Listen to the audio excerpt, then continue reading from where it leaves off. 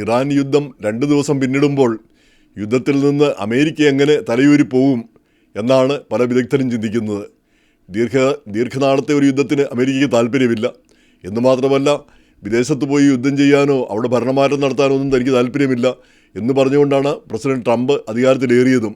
അപ്പോൾ അതിന് അപവാദമായിട്ടാണ് ഈ വെനസ്വേലയിൽ ഇടപെട്ടു, ഇപ്പം ഇറാനിലും ഇടപെട്ടു. അപ്പം നോബൽ സമ്മാനം കിട്ടാനുള്ള സാധ്യതയൊക്കെ കുറഞ്ഞു.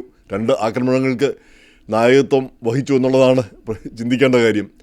എന്തായാലും ഇന്നിപ്പം ഈ ന്യൂയോർക്ക് ടൈംസുമായുള്ള ഇൻ്റർവ്യൂവിൽ പ്രസിഡന്റ് പറഞ്ഞിരിക്കുന്നത് ഈ യുദ്ധം 4 ആഴ്ച അല്ലെങ്കിൽ 5 ആഴ്ച നീളും, അതിനപ്പുറത്തേക്ക് പോകില്ല എന്നാണ് പറഞ്ഞിരിക്കുന്നത്. അതിനകം കാര്യങ്ങളെല്ലാം ഒരു തീരുമാനത്തിലാകും.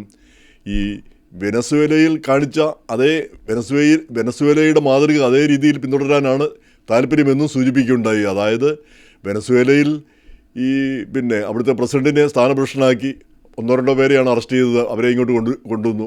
ബാക്കിയുള്ളവരെല്ലാം അതുപോലെ തന്നെ നിന്നു. വൈസ് പ്രസിഡൻ്റാണിപ്പം അവരുടെ നേതൃത്വത്തിലാണ് ഇപ്പോൾ ഭരണം നടക്കുന്നത്.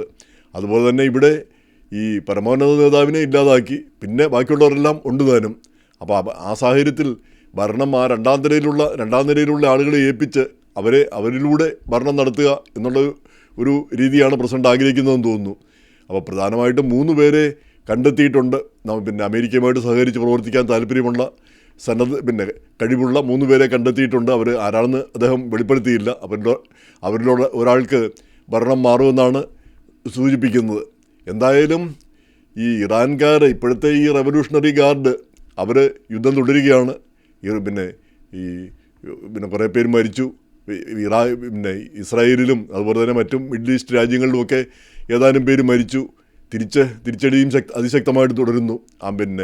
ഇവരുടെ ആളുകൾ മരിക്കുന്നത് മാത്രമല്ല, ഇപ്പോൾ ആ സ്കൂളിൽ ആക്രമണത്തിൽ തന്നെ 148 കുട്ടികൾ മരിച്ചു എന്നാണ് പറയുന്നത് ഇപ്പോൾ. അതുപോലെ തന്നെ ഇവരുടെ 9 കപ്പൽ മുക്കിയെന്ന്, ഇറാൻ്റെ 9 കപ്പൽ മുക്കിയെന്ന് പ്രസിഡന്റ് പറഞ്ഞിരിക്കുന്നു. പിന്നെ കൂടുതൽ കപ്പലുകളും. എന്തായാലും അമേരിക്കയുടെ ഒരു വാർ പവർ, യുദ്ധത്തിനുള്ള ആ കഴിവ്, പിന്നെ അതുപോലെ തന്നെ ഇസ്രായേലിൻ്റെ ആ ബുദ്ധി, ഇത് രണ്ടിനോടും മാച്ച് ചെയ്യാനായിട്ട് എന്തായാലും ഇറാന് കഴിയില്ല, പിടിച്ചു നിൽക്കാനാവില്ല. അപ്പോൾ ആ സാഹചര്യത്തിൽ ഈ കാനഡയുടെ വിദേശകാര്യമന്ത്രി അനിത ആനന്ദ് പറഞ്ഞത് തന്നെയാണ് ഏറ്റവും നല്ലത്. ഇറാൻ കീഴടങ്ങുകയോ അല്ലെങ്കിൽ ഈ യുദ്ധം അവസാനിപ്പിക്കുന്നതിന് വേണ്ടി ഒരു നെഗോഷിയേഷൻ, ഒരു ഒത്തുതീർപ്പ് ഉണ്ടാക്കുകയും ഈ രംഗത്ത് നിന്ന് ഈ സഹകരിച്ചു പോകുന്ന ഒരു സംവിധാനത്തിലേക്ക് വരികയും ചെയ്യുകയാണ് ഏറ്റവും നല്ലത്. ഇറാനും നല്ലത്, പിന്നെ ലോകത്തിന് മൊത്തം നല്ലത്. കാരണം കൂടുതൽ മരണങ്ങൾ ഉണ്ടാകുന്നതിലും എത്രയോ നല്ലൊരു കാര്യമാണ്. എങ്ങനെയായാലും ഇറാൻ വിജയിക്കാനൊന്നും പോകുന്നില്ല. കുറേ കൊലപാതകങ്ങൾ, കുറേ പേരെ കൊല്ലാം, അങ്ങോട്ടും ഇങ്ങോട്ടും ചാകാം എന്നത് മാത്രമേ ഉള്ളൂ. നേരെ മറിച്ച് അവിടെ ഒരു ഭരണ അസ്ഥിരത വന്നു കഴിഞ്ഞാൽ അവിടെ ഈ ഭീകരന്മാർ, ഐസിസും അതുപോലുള്ളവരൊക്കെ ശക്തിപ്പെടാനായിട്ടുള്ള സാധ്യത കൂടും. അപ്പോൾ അതൊന്നുമില്ലാതെ ഈ ഭരണ തുടർച്ച ഉണ്ടാവുകയാണെങ്കിൽ ഏറ്റവും നല്ലത്. അത് ജനാധിപത്യത്തിലേക്കും അതുപോലെ തന്നെ ഈ പൗരാവകാശങ്ങളൊക്കെ മാനിക്കുന്ന ഒരു ഭരണമാണെങ്കിൽ ഏറ്റവും നല്ലത്. ജനങ്ങൾ ആഗ്രഹിക്കുന്നതാണല്ലോ. അങ്ങനെ ഒരു രാജ്യമായിരുന്നു ഇത്. പൗരാവകാശങ്ങൾ ഒരു മോഡേൺ രാജ്യമായിരുന്നു. പേർഷ്യ ഒരു കാലത്ത് ഇവർ വരുന്നതിന് മുമ്പ് 1979 വരെ. അപ്പോൾ അതിലേക്ക് തിരിച്ചു പോകാൻ ഒരു മോഡേൺ രാജ്യം തിരിച്ചു പോവുക. അഫ്ഗാനിസ്ഥാനും അങ്ങനെ തന്നെ ഒരു മോഡേൺ രാജ്യമായിരുന്നു. നിർഭാഗ്യവശാൽ ഇപ്പോഴ് ഈ തരത്തിലെത്തി നിൽക്കുന്നു. അപ്പോൾ നമുക്കറിയാം, ഏതൊരു വിപ്ലവങ്ങളും ഇപ്പം ചരിത്രമൊന്ന് പരിശോധിച്ച് നോക്കിയാൽ ഒരു 40-45 വർഷമൊക്കെയാണ് വിപ്ലവകരമായിട്ടുള്ള മാറ്റങ്ങളെല്ലാം നിലനിൽക്കുന്നത്. ഈ പുതിയ ഗവൺമെൻറ്റുകളൊക്കെ നിലനിൽക്കുന്നത്. 50 വർഷം പോയ ചരിത്രം ആകപ്പാടെയുള്ളത് കമ്മ്യൂണിസ്റ്റ് ഭരണം, റഷ്യയിലെ കമ്മ്യൂണിസ്റ്റ് ഭരണം. അതുമാത്രമാണ് 50 വർഷം പിന്നിട്ടതെന്ന് തോന്നുന്നു. 1919 തുടങ്ങി 1990 ആയപ്പോഴത്തേക്ക് അതിൻ്റെ കാലം കഴിഞ്ഞു, അത് അവസാനിച്ചു. അതായത് ഏകദേശം 70 വർഷത്തോളം നിലനിന്നു. അപ്പം ഇങ്ങനെ ഈ ലോകത്തിൽ ഒരു താളക്രമമുണ്ട്. അത് മാറ്റി പുതിയൊരു ഭരണകൂടവും ഭരണരീതിയും കൊണ്ടുവരുമ്പോൾ അത് കുറേ നാൾ നിൽക്കും. അത് കഴിയുമ്പം പിന്നെ അതങ്ങ് ഇല്ലാതായി പോകും. ഇപ്പോൾ ഇറാനിലും അത് തന്നെയാണ് സംഭവിച്ചതെന്ന് തോന്നുന്നു. ആ ഒരു മത രാഷ്ട്രം അത് ഇല്ലാതാവുന്നു. പുതിയൊരു രാഷ്ട്രം എന്തായാലും ഉണ്ടാകാൻ പോകുന്നു. അത് എന്തായാലും ഒരു മതരാഷ്ട്രമാകാനുള്ള ഒരു സാധ്യതയും കാണുന്നില്ല ഇപ്പോഴത്തെ നിലയിലുള്ള ഒരു മതരാഷ്ട്രം.